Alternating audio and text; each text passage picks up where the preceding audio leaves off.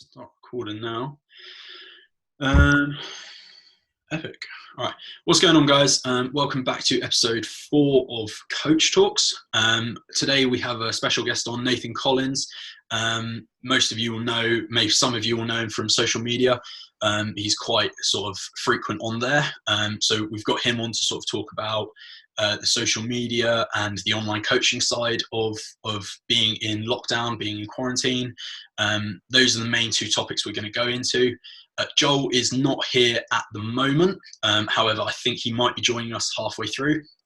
He's just getting himself sorted out now. So we might be able to get him halfway through. I think to start with, we're just going to let Nathan introduce himself, give him like a bit of background on what he does, what his background is, sort of qualifications, etc. And then I think we'll dive in from there, if you want to start on that. Yeah, thanks, Joe. Honestly, thank you so much for inviting me on. Obviously, pleasure as always. Pleasure to have you.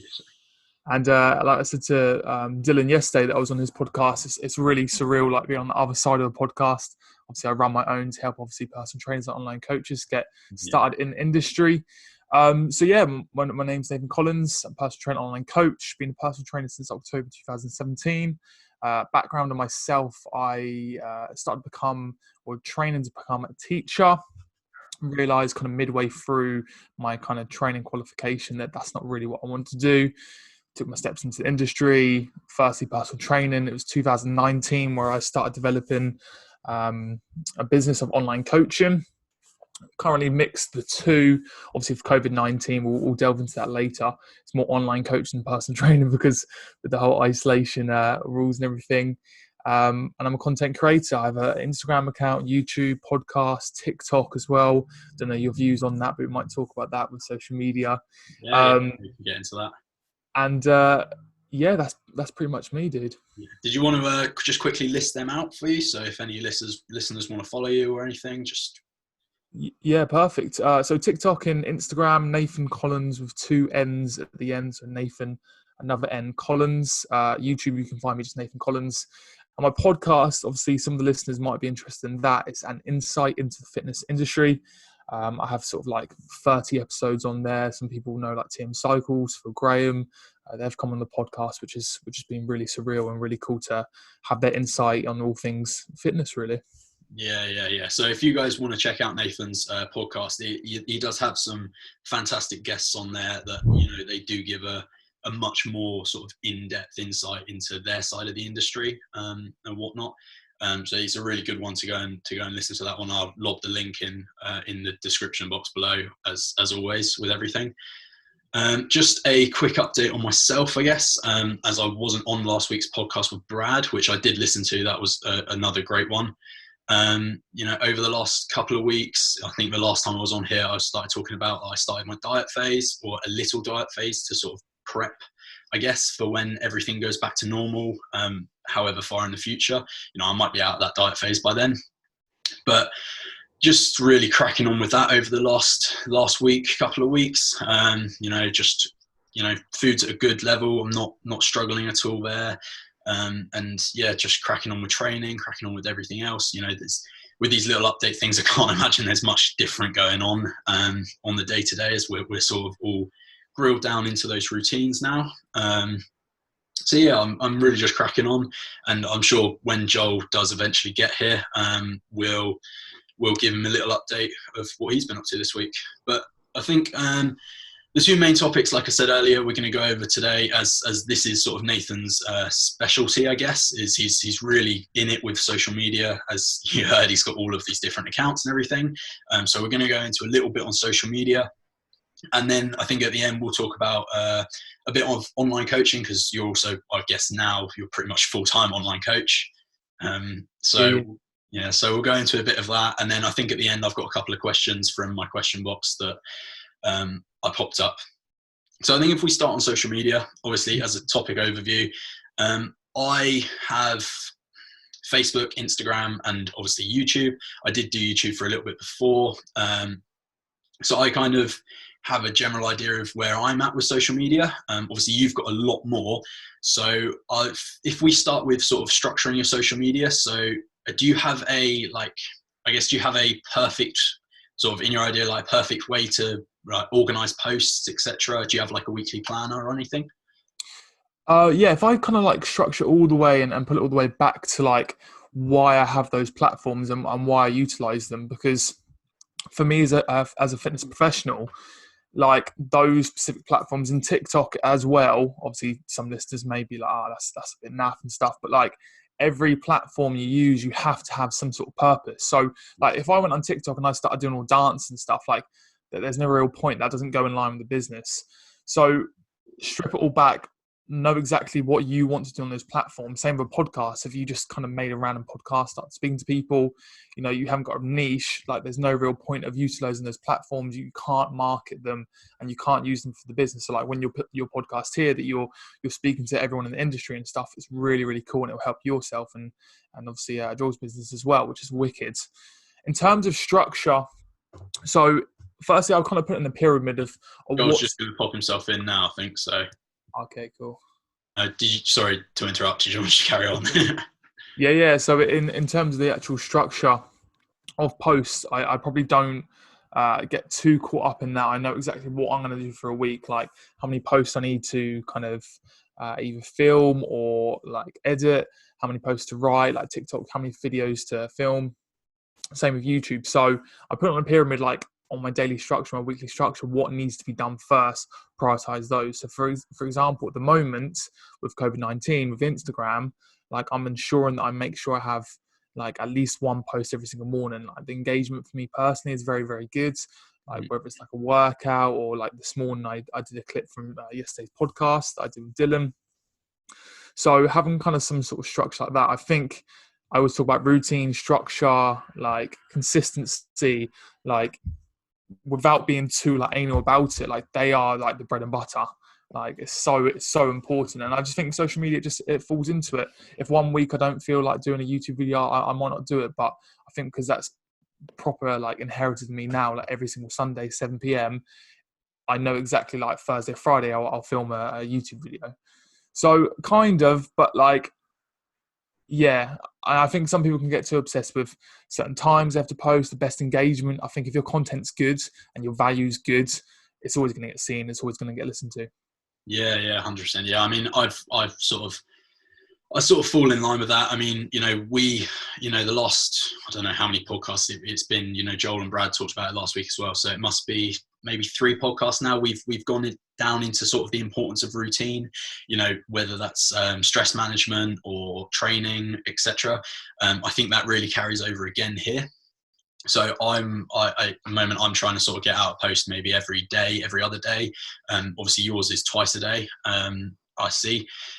And I think, with sort of social media, especially if you're running a business as you are now, sort of all online, there is a great need for it. Obviously it's not essential, but there is a great need sort of to keep regular with it, and then to also make sure your engagement is high. So you said your engagement was great at the moment.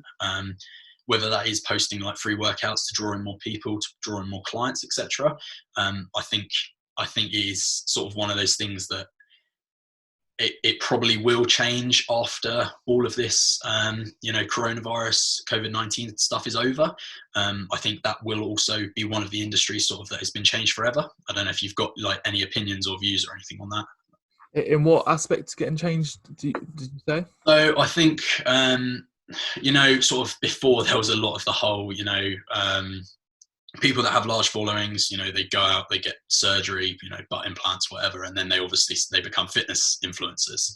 I've sort of got this feeling that it will sort of change more to the informative side, and more promotional side for the sort of fitness industry, if you get what I mean. Yeah, I think it'll always be there because like, can I swear on this podcast, by the way? Yeah, crack on. Yeah. Like, shit happens, and like, you always have the Love Island. You have those people that when they take a step back and they've got this massive following, it's like, okay, what exactly can I do? And it sounds horrible, if none of them actually have like a business idea or a skill, they're really likely to go down makeup. They're going to be likely to go down fitness. Like, I think it will always be there. I think it's just an easy way of selling and making money. So like, there's certain people that I know, like TM Cycles, for example. He had an argument with like Katie McDermott on Instagram about her workouts and stuff. And it's like, if you look at all her comments, you know, it's people telling other people. And hello mate, you right? Hey, you're right. Sorry. You're right. And, we're not recording yet, are we? Yeah, we are. We jump straight into it. Apologies. That's cool. And it's literally like people commenting other females into it. And I think it'll just always be there. But I think value in it. People always say like cream always rises to the top, and it will with social media. Like if you provide value on a daily basis, on a weekly basis, then that always come through. I mean, I think all of those arguments and stuff like that. So all the TM Cycle stuff, you know, the whole Thor, Bjornsson and Eddie Hall thing, it boosts that engagement again. So, you know, more people comment, say, you know what, like you're a twat or whatnot. You know, if you get 30,000 people comment that, then your post goes straight to the top. It's all sort of linked to that. Yeah. Joel, we're just talking about sort of the structure of social media and sort of what you do on the like day-to-day basis, I guess, and you know what your goal of social media is and stuff like that. Okay, cool. What have you explained? What either of you guys do? Yeah, so we've sort of given a brief overview of like what we do, what Nathan's sort of structure is. So I don't know, what sort of structure do you have? I'm going to be honest, I don't have much structure. It's something that I need to improve on. And I think this podcast itself, I am going to learn a few things just watching it over. Obviously, the first bit I wasn't involved in. And just the rest of it, hopefully I'll be able to learn a little bit about kind of the structure. But I am aiming to get, say, 2 or 3 posts out a week, just kind of be regular with it. Whether it's the most effective style for, like you said, engagement and stuff, maybe not. But as long as if I can get some sort of consistency, even if it is a very low form of consistency, just say twice a week. Yeah. One being maybe like an update post and one being an informative post. I can build on that. And if I can get that, make it a habit,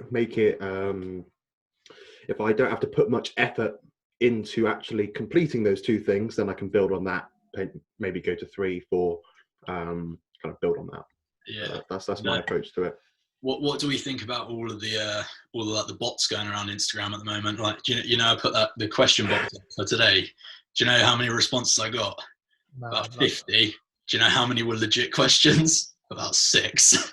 I don't understand how. Well, obviously there's obviously a way they do that, but like that's only been a thing recently in the last month or 2. Because I've been. Yeah, I haven't had much of it before. It's just.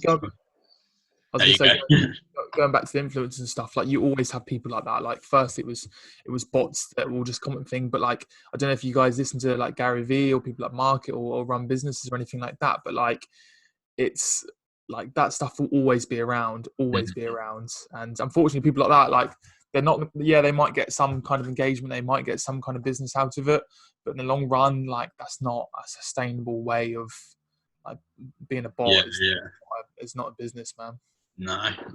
Yeah, but it might, it might draw people in in the short run, first few weeks, whatnot, clicking on your profile. And then after that, it's just irritating for people, isn't it? I mean, I'm sure we all know it's irritating to get those comments, you know, people just saying hi. Doesn't mean anything. It's like, what's your favorite color? Yeah. Oh, thanks for asking me. Yeah, exactly. Pointless. I think the last point I sort of got on the social media thing was, you know, how do we think like the social media sort of influx, you know, with everyone being confined sort of to these 4 walls to your house and then only being allowed out for 1 hour a day, there's generally more flow of people online. So there's more people online more of the day. For you personally, has that helped, do you reckon, with your business side of things online? So your social media, like, creating a business from that, like your online coaching? Yeah, like I would guess so. I think you can look at it 2 ways. Like, yes, like probably more people are online, and it depends sort of audience that you're after. If you're after, you know, like kind of like sixth form, university, that kind of, like your kind of age bracket, you know, 18 to 22, you've got to think a lot of people aren't in education. But you got to think that like so many people are still working as normal. Some people are still doing their nine to five. So it's kind of like, yes, potentially. And I definitely found that first week, especially when it came to like making like TikToks and Instagram and stuff, there was a lot of content from numerous like people, and then obviously engagement rates can go high and low. But I think now it's just normal. It's just normal. But from a business point of view, I think it's one of those things where I think as long as you know exactly what you offer and you prioritize your own kind of coaching and whatnot, like I do think that will always be there. Like it doesn't matter too much like how many people online or how many people go into your profile. I think people always be attracted to just if it's just one piece of content or like 2 bits of content. Like if they found you, they'll still find the way that like to get onto your profile, to find out your website and whatnot. Yeah. I'd actually more just like, I'm quite interested. Obviously, you've got the whole business profile set up on Instagram. So have you, in the last 3 weeks, sort of, well, 3 to 6 weeks, I guess, have you seen more of like an influx of people? Sort of, you get it tells you how many people have visited your profile and stuff. Have you seen a big influx of people on that? Or? From a personal point of view, without sounding like an absolute dickhead on this podcast, like the last 6 months has been a gradual increase from a social media perspective. Definitely in the last 6 weeks, 100%. I think where I've made the shift and it's definitely helped is the saves button. Like obviously you guys both have Instagram. If you can produce forms of content that introduce a save button, your reach and your engagement is so much better. So with Instagram, for example, likes and follows does count, but likes isn't really like a thing anymore. It's comments and it saves. So like that should be like your priority in regards to like you said, from a business point of view. For an Instagram platform, I think sometimes as well, like if you use a certain hashtags again are a little bit dead, but like 1 or 2, like I posted a back banded workout and like 1 or 2 hashtags, like completely, like I think like 100 saves, like the reach was crazy, and it shows because obviously you can see the hashtags. It's crazy, and that's why I said like just 1 bit of content, 1 bit of value someone can find useful. At that time I filmed it, I was a bit like, man, that's not really that good, but yeah.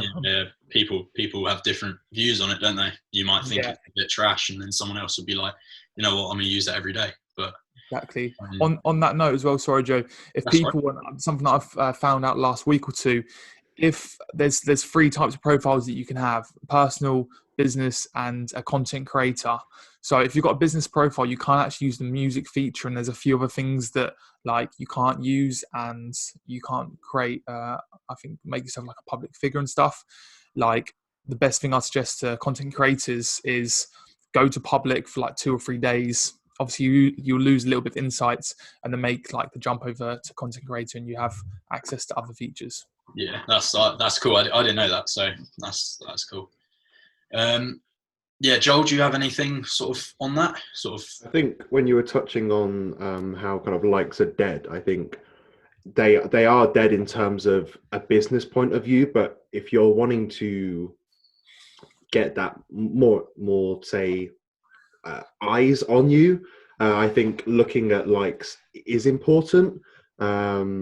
Just from a point of, okay, people like seeing that, and it might just drive a little bit more influx of people to your page, where then they will be able to find content where they might kind of be able to use that to they might find it might be useful, the content that they find through something that might be more engaging, which has higher likes.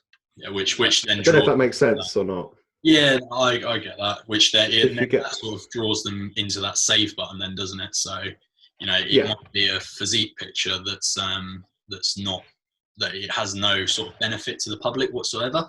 But then if they click on your profile and they see a leg workout or an arm workout, banded workout, you do a lot of them, Nathan, which they're amazing. Like they're really well set out and everything. So if someone gets drawn onto your profile through your physique update and then sees one of them and saves one of them, it's a bonus. And I'm sure in sort of like my point of view, and I'm sure you guys will be the same, if I can post something and it get one save or one comment saying, great workout, I'm going to try this at home, then that's like sort of, I see that as my job done for that post. Sort of if one person benefits from it, then that's kind of all that matters, although more people benefiting from it would be better. But going back to Joel's point about obviously like likes in the picture, like 100%, I get that completely. I think if you've got a more aesthetic picture and you see other people have liked it, you've got that initial attraction of like, oh yeah, like this is a cool picture, like this is liked by others. The other hand though, I don't think that's as important. I think it's more the picture like that it will attract. So like, for example, if you've done a sick ass physique update, or I think in the comments, if you see someone commenting or loads of people commenting, I think that has more of attraction than likes. Hence part of the reason why like in Australia and Canada or wherever, they're in the process of taking likes away, and within 6 months to a year, it's going to be the same as UK, because likes probably don't mean as shit anymore, especially with like Instagram. Personally, that's what I think. I think it's more the content, the aesthetic of the picture. And I think those two, like you said, brings in the audience for your other content as well. Yeah, 100%. Yeah. I mean, I don't sort of want to drag the social media thing on too much, because I think with sort of through like us three here with all different opinions, I think we could talk about it for hours, and sort of what's going on at the moment. If we sort of move on to the back half, this next point about online coaching. I think having Joel here for this bit, it's a good job you joined earlier, because obviously you're more active than myself on the online coaching. So we've now got two almost full-time, I guess. Like Nathan, are you full-time online coach now, or? I would say so. Obviously I do PT as well, but yeah. And Joel, you're pretty much there as well, aren't you? So I wouldn't say full-time, but it's definitely something that I'm looking to build on. Yeah, of course. But, I mean, as an overview, I'm sure everyone that listens to the podcast will know, in my opinion, there's sort of two sides of the whole coaching industry. There's the one-to-one faces or the group face PTs, and then there's the online side of things. And when we talk about online coaching, it's a vast sort of topic, isn't it? So we've got anything from just supplying a couple of 4-week training block programs to someone for 30 quid, all the way up to giving people in-depth feedback via video, sort of like this sort of thing every week. Both of you guys and myself, when I was more active in it, we all did, I can imagine, I'm not 100% sure how you run things, Nathan, but I know me and Joel did the Screencast-O-Matic, when we go through everyone's data, etc. on a weekly basis, and then give them feedback and changes for the following week. That's, I think, in my opinion, how most online coaching is run now. Yeah, I definitely take that approach. I think the two of us, obviously knowing each other in this kind of, I think we kind of got to know each other when we started taking fitness a little bit more seriously. So building both our friendship and kind of the coaching together, our ideas are very kind of very similar. So it'd be interesting to have a look at Nathan's approach on that as well. Just quickly for those that don't know, when I started it, one of my first clients was Joel, even though we were friends, a long time before that. We went to college together, etc. When I started online coaching, he was one of my first clients. And then, a year, 2 years later, actually it probably wasn't as much 2 years, but a year later, Joel was looking to get more sort of prominent on online coaching. So I was one of his clients. So we have both coached each other.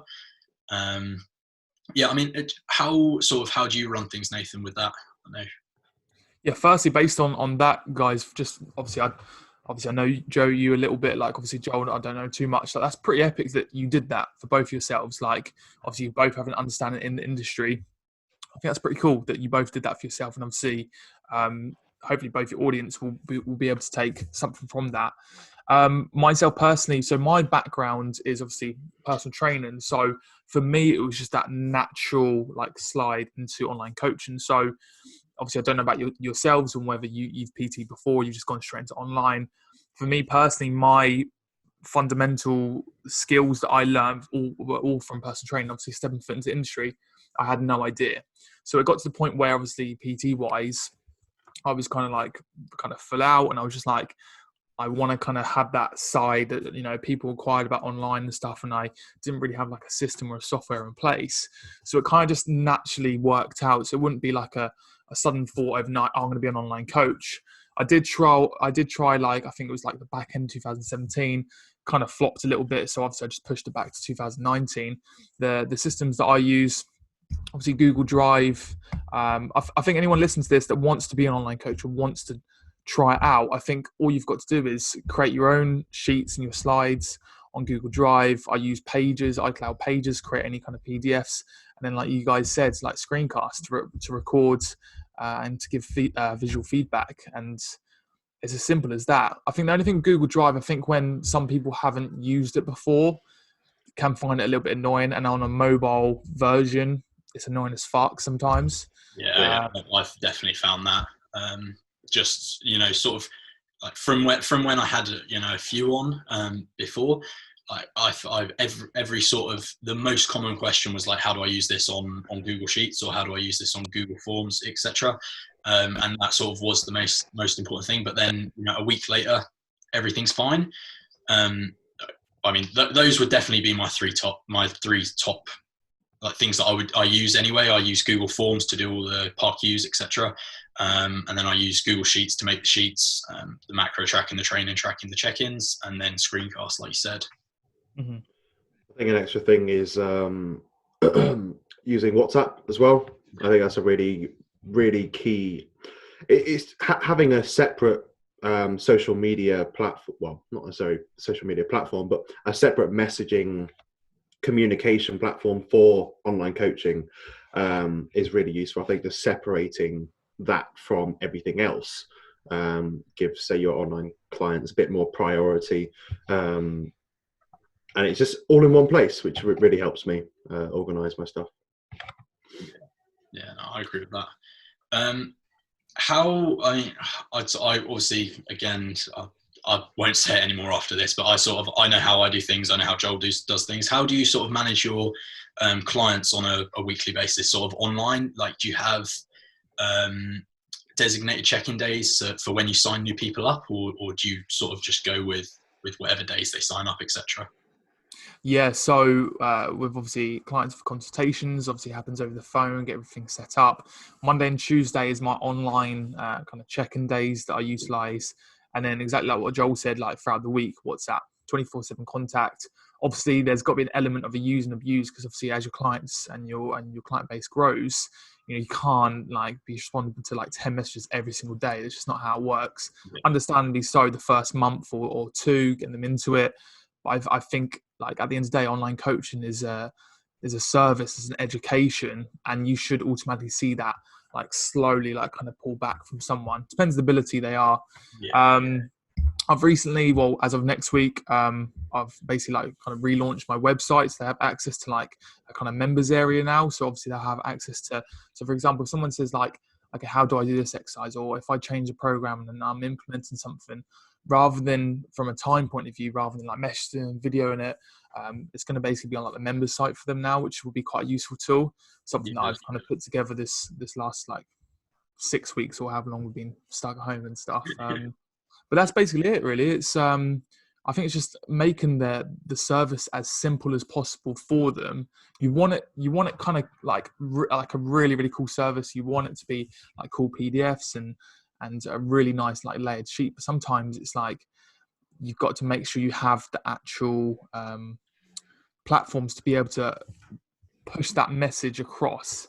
Because if you're like, okay, this is everything, this is what you've got to do, but if you don't actually dictate it in the right way, then people are going to just kind of be like, oh, actually, this is too difficult, or this is too much information. Yeah. What do you guys think? I mean, just going back to when you sort of touched on it, education-wise, I think it's online coaching. It is sort of two. It's two things rolled into one. Obviously, it's the coaching side of things. So you get people come on, they'll be like, you know, I want to lose some fat, I want to lose some weight, I want to build some muscle, etc.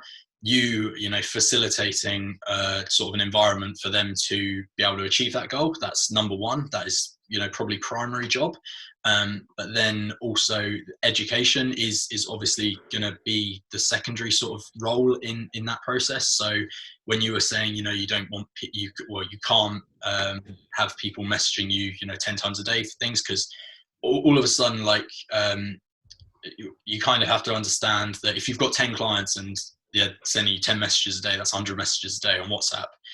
That's going to be hard for you to sort of answer all of them. So if, as an online coach, if you can provide the education along the line, so 3 weeks in, someone's not WhatsApping you saying, do I have to include my steps with my cardio, or, you know, something simple like that, that's almost general knowledge. That is another primary goal, I guess, of online coaching. Definitely. And I think, sorry, just to add in there, like, I think online coaching sometimes don't look at people's end product and what they're doing. That's why I said, like, if you're an online coach or you want to be an online coach, design your sheets, use screencasts, keep it as basic, well, not as basic. You want it to look kind of cool, but keep it as basic as possible. And like step by step, like, the service and the education is always going to be there, but it's certain things that can make it even better, for not just for your own, not just for the client's experience, but for you as well. Like, at the end of the day, it's a business, and if you want to scale up and you want to improve it, you have to find you're going to have to find ways of making it as simple as possible. It's as simple as that, really, I'd say. What about you and Joel, and what you think? I think mentioning about the WhatsApp contact, like having that 24/7, a lot of people advertise the 24/7 contact, where realistically it's not 24/7. It's, you're not going to wake up in the middle of the night and message a client or reply to something. I think, like you said, about educating people, and the messages that you might get from a client might drop off as you spend more time with them, because they're getting more educated. The less of the more obvious questions need to be asked, and I think kind of getting to that point where you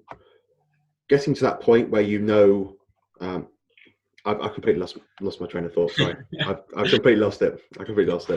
I think, you know, one of the most important things, like you said, is making it as simple as possible for someone to follow. So if someone came in and did say, you know, I have no basic knowledge of whatsoever, you could literally be like, all right, well, download this, and this, and I'll talk you through the whole thing.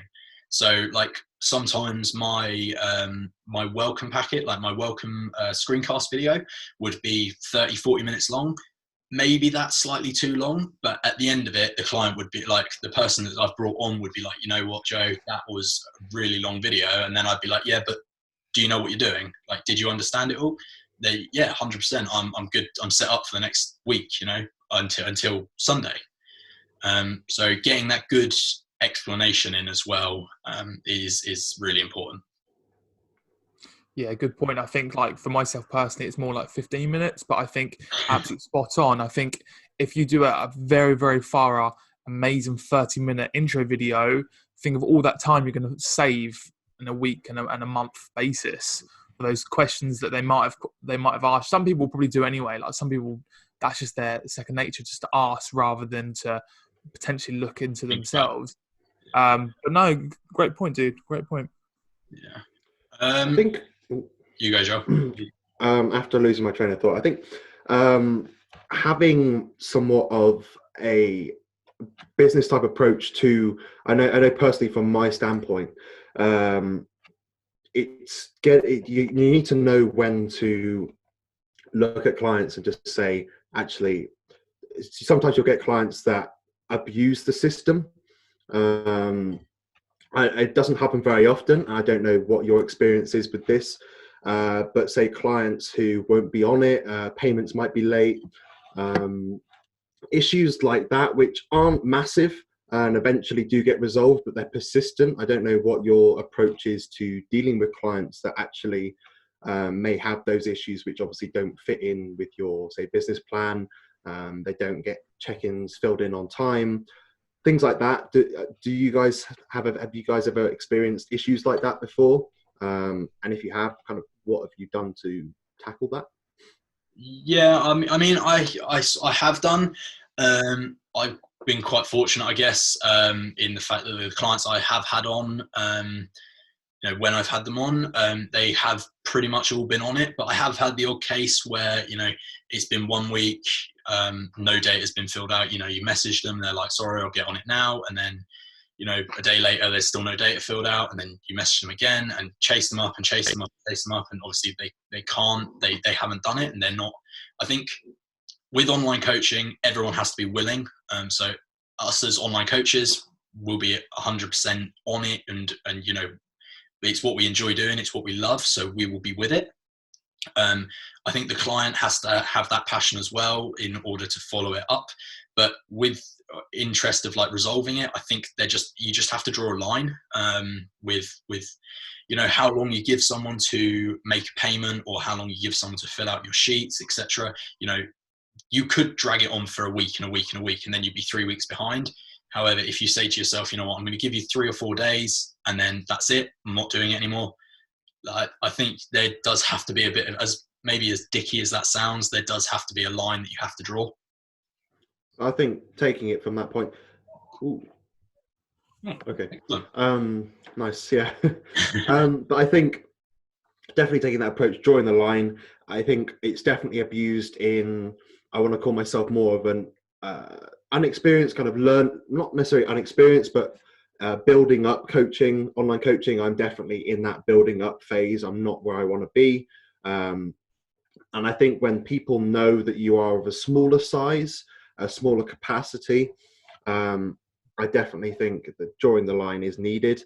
I think when you are in a more, say, vulnerable state to, I need clients, I want more, you will generally just take anyone who says they want online coaching. You will get on well with them because they are paying you and they're providing a service, a supply. Sorry, you are coaching them, but I think it needs to get to a point where you do draw that line and you do actually sacrifice, okay, maybe I haven't got as many clients as I want, but I need to make this as professional as possible. I need to make this a business. I can't let people abuse it. Like you said, have that 3 or 4 days, maybe for someone who's slightly newer to it, who hasn't done many online coaching services before, and they don't know what they're doing as much. Maybe payments are a little bit late.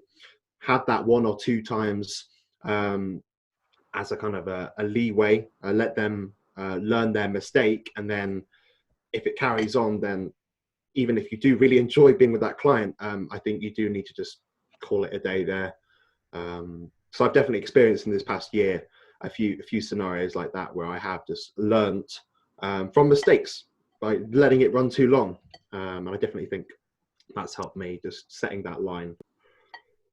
Joel, I think you've actually hit the nail on the head there. I think like there is 2 types of people, like 2 types of coaches, sorry. Like kind of Joe touched on as well. You've got the people that are just taking this first steps in the industry, and it's so important to get those transformations, those testimonials, to actually get your foot into the door. And obviously then you have the more established coaches where potentially like you can be more ruthless. I think looking back onto myself, like the start of 2019 or 2018 or whenever I started online coaching, like I wish I was more ruthless at that point, because I do think at the end of the day, someone has filled out your form or someone's messaged you with a purpose. The purpose is either, I really want these results, or the purpose is, oh, I'm one of those people that are going to ask, but then as soon as you say anything more than £2, it's like, oh, nah. So I think when you're starting up as an online coach, as annoying as it is, you will come across people that want to fuck you around.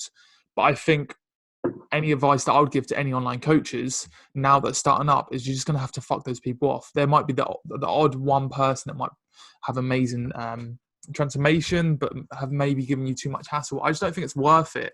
I don't think it's worth the money. At the end of the day, you've got a service, you've got a business that you've put a lot of time into. It's not worth it. And I think with payments as well, any online coaches, if you aren't utilising Go Cardless and setting up a direct debit, is so important, because the worst thing to do is saying, okay, my service is going to be £80 a month, and they pay you £80 and then you're waiting for the next month. That's not a business. You can't run like that, because people just will abuse it all day long. Mm. Yeah. I 100% agree with that. And just I sort of just move on to just a little subtopic. Obviously, you've got to shoot off soon, Nathan. So we'll try and sort of not blabber on too much, I guess. In sort of with everything that's happened now, I know you started as a one-to-one one-to-one PT in gym PT, and obviously you carried that on all the way up to the threshold of when gyms closed, etc. How sort of have you moved on with your one-to-one clients? Have you then moved them on to online coaching, or? Yeah, so there's basically like 3 types of people within one-to-one. The first group of people, hands down, I put my hand up, like they don't want to do anything other than one-to-one. And like from a personal trainer point of view, you've just got to accept that. Like that's fine. Like some people aren't built for online. Some people don't want that one-to-one service on a phone. The other type of people, which like the majority of my people are, they're doing like a FaceTime, a one-to-one, Zoom, like FaceTime or Zoom. Or the other like type of people on a one-to-one basis have just moved on to my online coaching service. So it's kind of that bracket. So obviously from a personal trainer point of view, that they're the kind of 3 that it falls down. Some people that won't want to do anything, which is fine. One-to-one FaceTime or Zoom, and then online coaching. Yeah. Has it been easy for you sort of to transition those people online? I don't know, sort of with time management, I know you have maybe 1 or 2 like non-fitness days a week, but has it been easy sort of to then fit those people into your online coaching thing? So you said Mondays and Tuesdays were your check-in days, so has it been like a bit of a cram, or have you found it before? Yeah, of course, because obviously like at the time I was kind of fully booked in both. So obviously, of course, like if I stop one-to-one PT, and I'll have the time throughout the week to do online coaching. I think. What was your initial question? Sorry. Sort of like how sort of have you fitted your one-to-one clients in with your online coaching clients? Have you just kept them like on the same days as you would one-to-one them, or? Yeah, so sorry, as I was saying, in regards to obviously more time free throughout the week, so obviously more time for online, hence probably like a bit more active on social media as well. I think from my point of view, obviously my goal was always to slowly shift from personal training to online, not just online coaching, just social media in total, and just being online. And I think because I had the software and the systems in place, I knew it worked. And like I said, I took a massive step back and realized that some people, they don't want to do online. Some people, it might be quite a beneficial thing. They might have got to the point in one-to-one basis where actually online was probably the next step for them already. So it worked really well. I think you probably saw a lot of one-to-one trainers online, suddenly thinking, oh shit, like what do I do? And it's because like this is the future of the fitness industry anyway. It's online. There will always be a place for one-to-one, don't get me wrong, but if you want to do other things and stuff, online is the way forward. Yeah, 100%. Well, that's perfect that it's been sort of seamless for you, because you've had those in place. Like you said, people that just do solely one-to-one work, they've never even heard of online coaching. If they're panicking, it's purely because they don't have these systems in place. They don't know how to use Google Sheets, etc. But just to add on that point, of course, like there's me saying, yeah, it's been fine. I've just moved on to it. Like, of course, I spoke on yesterday's podcast. Like, there is struggle. Like that first weekend when gyms were closed on Friday, it's like, oh shit. Like, like I was stressed, I was frustrated. I needed to put things together. You see online, everyone's releasing an ebook, and it goes crazy. Like, I think you've got to be proactive and reactive as possible. So there's no point sitting at home and stressing. There's no point sitting at home crying. It's like, if this doesn't give you a kick up the bum for, you don't want to stay in the lane. You don't want to be like static and staying like, what's it called, like stale as such. You've got to have that, progression. You've got to have that progression. You've got to have that service in place where if things like this happen again, you know what, I've experienced it again. You've got to be as reactive as possible. Yeah. You got anything to touch on that, Job? Just. I mean, I definitely know that I work at the uni gym when I was at uni, and I definitely know other colleagues of mine are doing one-to-one online over Zoom calls, which are quite cool. I know there's like a lot of online classes going on, which are still quite cool. Where there'll be a big Zoom group, which is also quite interesting. I know that my gym are currently holding like free online classes, which are run throughout the week, which is quite an interesting way to kind of keep people engaged with the gym, even though it is shut. But yeah, that's my standpoint. Yeah. Well, I mean, I think also, I know you got to shoot off, Nathan. I think that was, that's a pretty good in-depth insight into sort of social media and online coaching for the space that we've been talking, about 50 minutes. So I think if we wrap up sort of those topics there, did you guys quickly, have you got time to answer just a couple of questions? I've got two major ones if you've got time for it. The first one, they go completely off topic, so they're not really anything to do with social media or anything. They're just sort of a couple of questions. The first one is, who inspired you to get where you are now? Cool. I kind of answered this question last week on the podcast. It was not necessarily inspiring, but it was kind of who set you off to start training, that kind of first initial drive to start actually getting in the gym and start training. And I mentioned that was just a small bodybuilder called, well, not a small bodybuilder, but bodybuilder called Zach Seiler. No real education content about it, but just the cool old school bodybuilding, metal plates, that kind of thing. That really got me going to be where I am now. Nathan?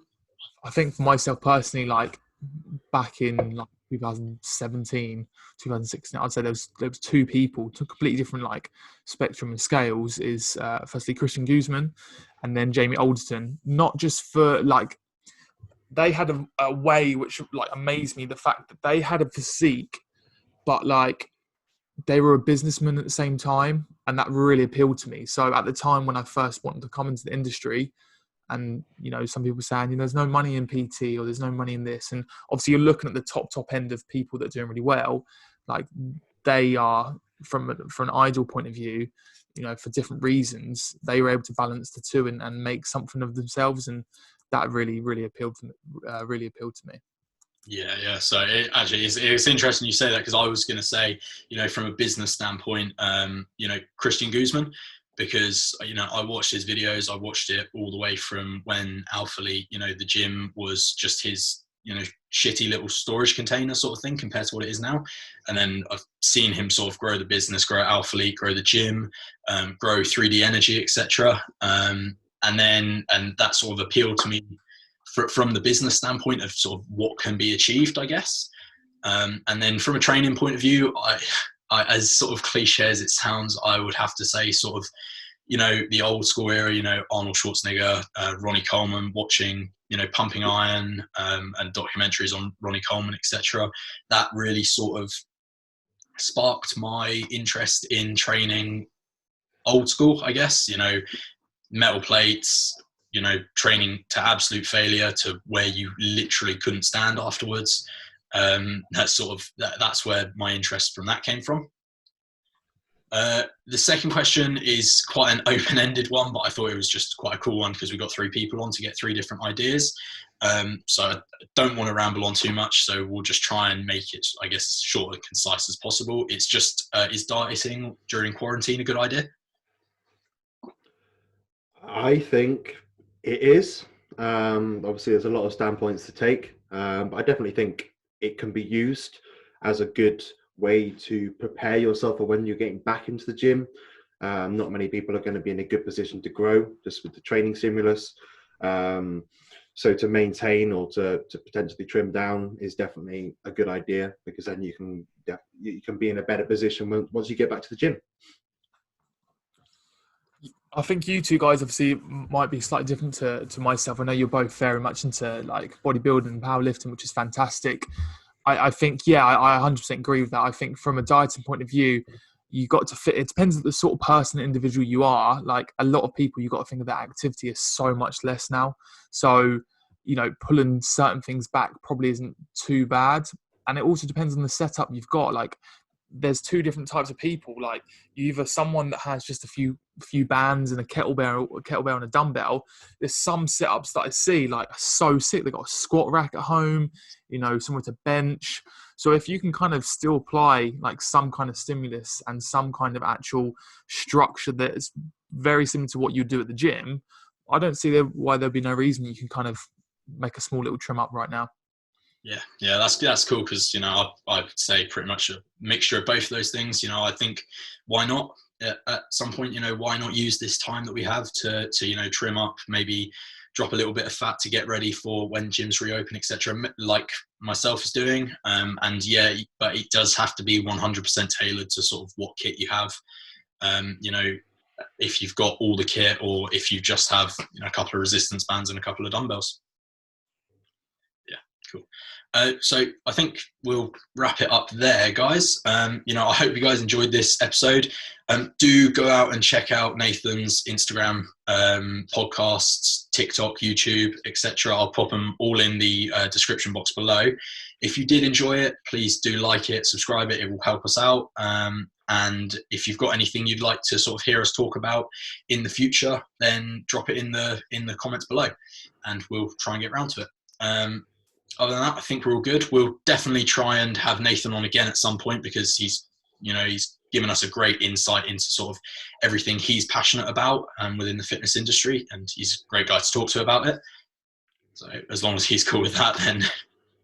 Honestly, thank you so much for inviting me onto your podcast. And so hopefully it gives a different insight to some of the guests that you've had on already. And apologies, I might chat shit a bit too long sometimes. I think we all do that sometimes. Yeah. All right. Well, we'll wrap it up there then. All right. Cheers, guys. Thank you. Cheers. Cheers.